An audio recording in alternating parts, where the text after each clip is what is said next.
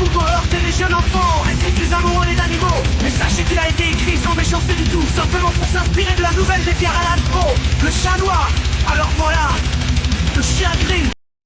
Vraisemblablement, selon toutes les informations préliminaires recueillies par les factions policières du village auprès des témoins et de la jeune participante, cette soirée-là, mon décès était directement imputable à un simple petit cabot gris, un vieux Fox terrier affaibli qui se tenait au mauvais endroit, au mauvais moment, que je n'aperçus seulement que quelques minutes avant ma mort. Fauché par une voiture, c'est en sortant de ma demeure pour aller amasser mon courrier dans la boîte à mal au bout de mon allée, que je distingua à l'horizon une forme familière parmi le brouillard automnal qui s'avançait lentement vers mes pas.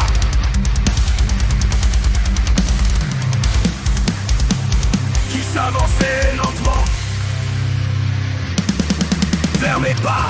Et t'oublies la Tioba sauver Pantoc. Just passe pour tes sons, sauver tes tacs. Et t'oublies la Tioba sauver Pantoc. Just passe pour tes sons,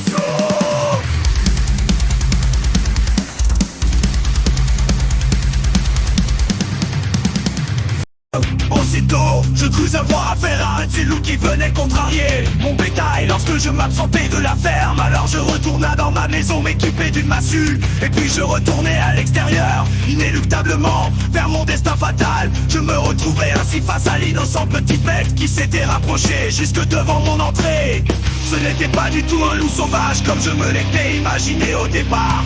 C'était un petit chien très laid. Sa laideur démesurée me sauta aux yeux dès l'instant où il me contempla avec son regard enjoué et rieur. En dépit de sa gaieté, de sa queue qui ballottait de gauche à droite, il n'y avait pas de mots pour décrire cette chose abjecte, et son attitude ne me donnait certainement pas envie de lui déférer quelques caresses que ce soit. Au contraire, cela me donnait le goût de la martyriser encore plus.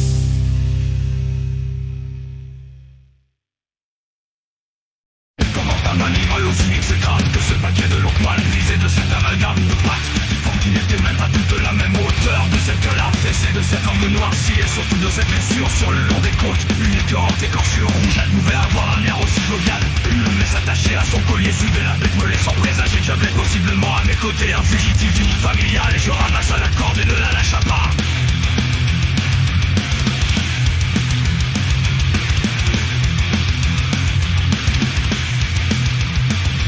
Mon nouveau compagnon semblait ravi d'avoir fait ma connaissance. Il tournoyait autour de lui-même et émettait quelques faibles jappements. Je m'abaissa à son niveau, je saisis violemment une de ses pattes déformées. Il n'avait même pas de griffe, il me licha délicatement la main avec sa grosse langue rugueuse.